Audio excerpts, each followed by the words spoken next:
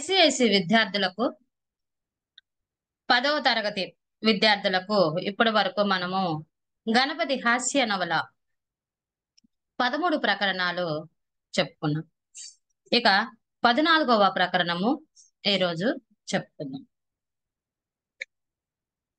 పాపం గణపతి తన తల్లి సింగమ్మను తీసుకొని మనము బతకలేమా అని మేనమామ మీద రోషముతో తను ముసలమ్మని గాక ఒక రోజు భోజనం పెట్టిన ఆమె ఇంటికి తీసుకొని వెళ్ళాడు. తర్వాత ఏం జరిగింది అనేది మనము ఈ ప్రకరణంలో చెప్పుకున్నాం. భగవంతుడు గణపతికి కావలసినంత అభిమానమును ప్రసాదించనే కాని ఐశ్వర్యమును ప్రసాదింపలేకపోయాను.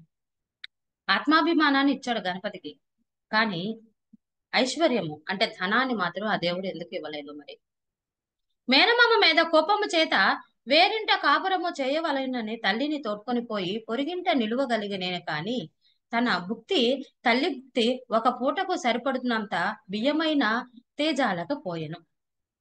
ఇక కోపంతో ఇక వేరే కాపురం పెట్టాలి అని చెప్పేసి తన తల్లిని తీసుకొని వెళ్ళాడే తప్ప ఇక తన తల్లి తిండికి తన తిండికి భుక్తి అంటే భోజనానికి ఒక్క పూట భోజనానికి బియ్యము తేగలేనంత శక్తి ఆయన దగ్గర అయితే లేదు. ఎలా తీసుకురావాలో తెలియదు గణపతికి. గణపతికి తల్లికి నాగన్న మీద గంగమ్మ మీదను క్రోధం ఎక్కించే పుల్ల విరుపు మాటల అని ఏడు సమిదల చేత ద్వేషవాహిని రగులు కొల్పిన ఆ ఎవ్వయో తక్కిన అమ్మలక్కలను మాతాపుత్రులు 2-3 పూటలు పోషించినప్పటికే కష్టమయ్యను. ఎవరు ఇక గంగమ్మను నాగన్నను ఇద్దరు కూడా కోపం మీద ఇక 4 పుల్లలు అంటే పొల్ల విరుపు మాటలు అంటే వాళ్ళకి ఇంకా బాధ కలిగేటట్టు 4 మాటలు చెప్పేటటువంటి ఇంటి పక్కన ఉన్న వాళ్ళందరూ కూడా వాళ్ళకి 2 పూటల 3 పూట్ల భోజనం పెట్టేసరికి వాళ్ళకి కష్టమైపోయింది. ఎందువల్ల వీళ్ళిద్దరు కూడా పూటకి సోలడి బియ్యం తింటారు కదా, మానడి బియ్యం భోజనం తింటారు కదా ఇద్దరు కలిసి. మరి పూటకు మానడి బియ్యం బియ్యం బియ్యం తింటే మరి ఆ 3 రోజులు పోషించేసరికి ఎంత అవుతుంది? పాపం వాళ్ళకి 3 రోజులు పోషించేసరికి సరిపోయింది. ఎందుకంటే ఈ 4 చాడీలు చెప్తూ అలా పోషించేసరికి తల్లి కొడుకులకు లెక్కకిద్దరైనను రమారమి ఏ ఎనమండ్రుగురు మనుషులు కల ఎనమండ్రుగులు అనంటే 8 మంది మనుషులు కల కుటుంబమునకు కావలసినంత సామగ్రి వారికి కావలసిన అంటే వాళ్ళు ఉన్నది ఇద్దరే, కానీ రమారమి అంటే సుమారు అని అర్థం.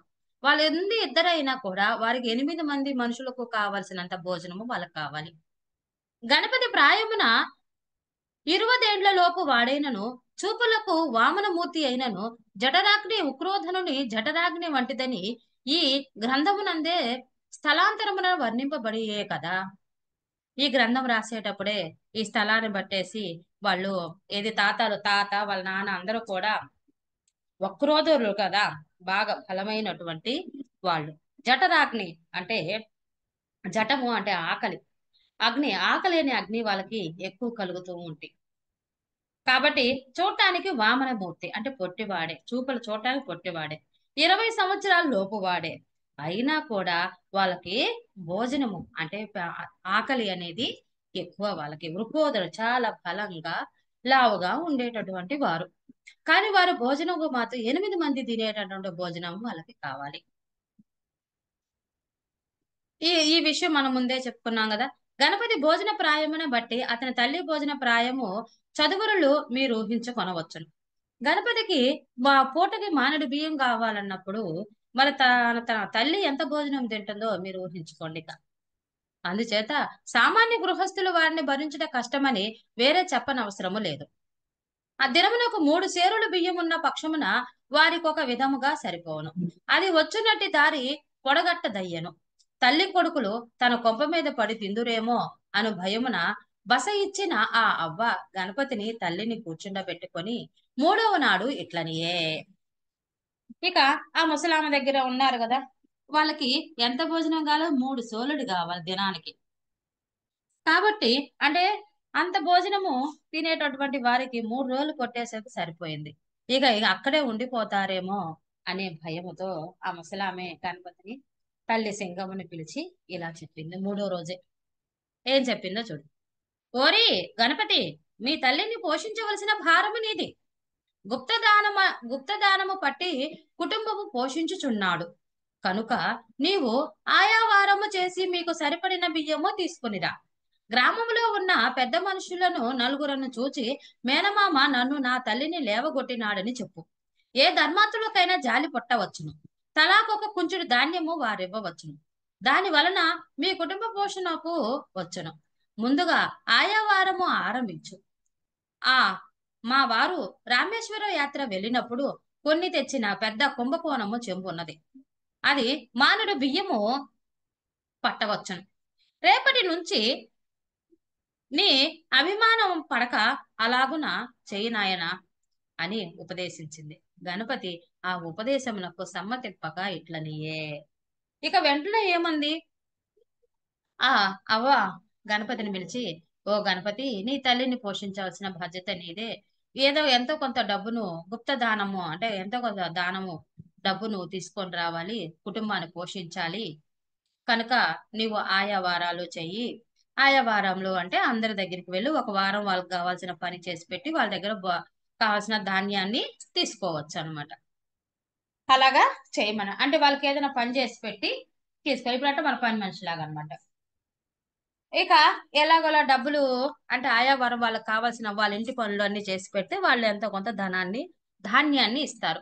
లేదా ఇంకొంతమందికి భిక్షాటన చేయటం అనమాట.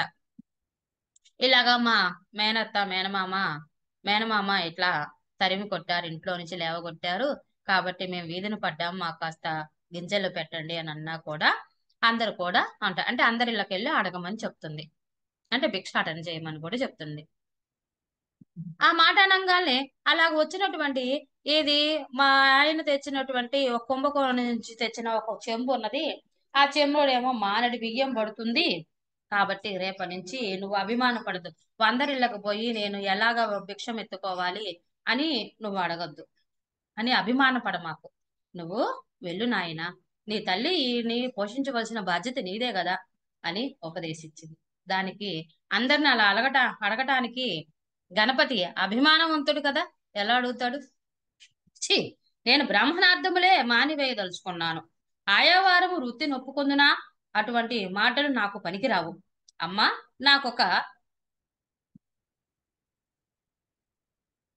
నాకొక ఉపాయము తోచింది, విను. కొద్ది రోజులలో మనం ఈ ఊరు విడిచి వెళ్ళిపోదుము. అంతవరకు నీవు ఆయా వారము చేసి బియ్యము తీసుకొనిరా. ఈ గిరిజాలతోనూ ముచ్చెలతోనూ నేను ఆయా వారము చేయుట బాగుండదు. నాకు అది పరువు తక్కువ. 2-3 మాసములాగున నీవు గడిపితే నేనేదో ఉద్యోగము సంపాదించి ఎవరికంటే ఎవరికంటే ఎక్కువగా నిన్ను పోషించగలుగుదును. అంతవరకు మాట దక్కించు అని ప్రత్యుత్తరము చెప్పాను. ఇక అభిమానంతో ఏం చేశాడు మన గణపతి? నేను ఇప్పుడు ఈ గిరిజాల జుట్టు వేసుకొని ముచ్చెల చెప్పులు వేసుకొని అందరికి వెళ్ళి భిక్షాటనకు గనక వెళ్ళాను, ఒక ఆయా వారంలో అంటే అక్కడికి వెళ్ళి, అమ్మా మీకు పని ఉండే చేసి పెడతాను, నాకు ధాన్యం ఇవ్వమని నేను అలాగా అందరినీ అడగలేను. అట్లా ఆయా వారు భిక్షం అడగలేను, ఆయా వారము చేయలేను. నాకు అది పరువు తక్కువ. ఒక 2-3 మాసాలు నువ్వు ఆ పని చెయ్యి. నేనేదో ఉద్యోగం సంపాదించి అందరికంటే ఎక్కువగా నేను పోషిస్తాను. అంతవరకు నా మాట దక్కించమ్మా అని ప్రత్యుత్తరము అంటే ఆ ఆ ముసలమ్మ చెప్పిన దానికి సమాధానంగా చెప్పాడు. మాతా పుత్రుల్లో నెవరు భిక్షాటనము చేసిననో ఉపదేశము చేసిన అవ్వకు సమానమే గనుక ఆమె ఆ సలహా అంగీకరించి బిచ్చమునకు ఆమె పురికొల్పెను. ఆ మరునాడు ఉదయం నుండి ఆమె ఆయా వారము ఆరంభించను. ప్రతిదినము ఉదయమున గణపతికి కడుపు నిండా చల్దీ అన్నము పెట్టి ఆమె గ్రామ సంచారం నాకు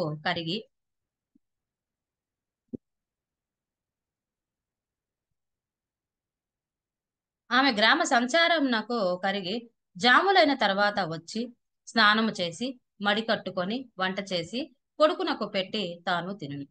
గణపతి చల్దికూడు తిని తల్లి తెచ్చిన బియ్యము అప్పుడప్పుడు అమ్మి డబ్బు లేనప్పుడు పొగచుట్టలు కొనుచు బియ్యమే ఇచ్చి ఈత పండ్లు, జీడి మామిడి పండ్లు, వెలగకాయలు, రాచి ఉసిరికాయలు, చెరుకు కర్ర ముక్కలు, నేరేడు పండ్లు మొదలగు చిరుతిండి వస్తువులు వీధిలోనికి అమ్మ వచ్చినప్పుడు తీసుకొనుచు సన్నున్నగా గిరిజాలు దువ్వుకొని చుట్టలు కాల్చుచు గ్రామం వెంట తిరిగి తిరిగి 2 జాములు కాగునప్పుడు టక్కు టక్కు టక్కు మరి ముచ్చెలు చప్పుడగునట్లు గృహమునకు వచ్చి వంట అయినదా లేదా అని గొప్ప అధికారి వంటగత్తెని అడిగినట్లు అడిగి, అయినదన్నప్పుడు ముందు తనకే పెట్టమని తిని, కాలేదు నాయనా అని అన్న దౌర్భాగ్యపు ముండా, పెంట ముండా, వంట పెందలకడ చేయక గుడ్డి గుర్రమునకు పండ్లు తోముచున్నావా? నీకు 4 చెంపకాయలు తగులవలే, లేకపోతే బుద్ధి రాదని ఒకప్పుడు మాటతోనే పోనిచ్చును, మరి ఒకప్పుడు చేయి విసిరి 2 తగులనిచ్చుచు యథేచ్ఛగా తిరుగుచూ వచ్చాను. పాపం తల్లి అనేది కూడా లేకుండా మన గణపతి ఏం చేస్తున్నాడు? తల్లినికి ఆయా వారాన్ని పంపమంచా నువ్వే వెళ్ళి తీసుకురమ్మన్నాడు కదా. ఇక ఆ అవ్వకి ఎవరు వెళ్ళి ఆయా వారం చేస్తేనేమి, తన యొక్క భారము తీరిపోతుంది కదా అని గ్రహించేసి తను కూడా వెళ్ళమని ఇక పురిగల్పింది.